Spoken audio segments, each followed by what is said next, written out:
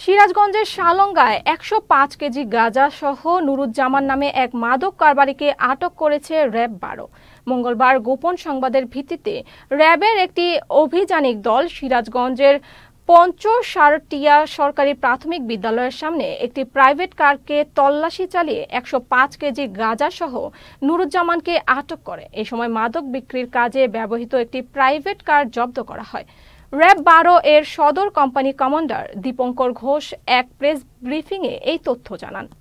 ৪:৫০ ঘটিকায় আমরা প্রাইভেট কারটি আটক করতে সমর্থ হই, যা রেজিস্ট্রেশন সময় গাড়ি চেক করে গাড়ির যে ডালার ভিতর থেকে অভিনব কায়দায় লুকিয়ে থাকা আমরা গাঁজা উদ্ধার করতে সমর্থ হই এবং সেখানে আমাদের যে ওজন পরিমাপ যন্ত্র ছিল আমাদের সাথে সেটা পরিমাপ করে মোট ১০৫ কেজি ৬০০ গ্রাম গাঁজা উদ্ধার করতে সমর্থ হই এবং একই সাথে একজন মাদক ব্যবসায়ী যার নাম মোহাম্মদ নুরুজ্জামান এলিয়াস কমল তাকে আটক করতে সমর্থ হই।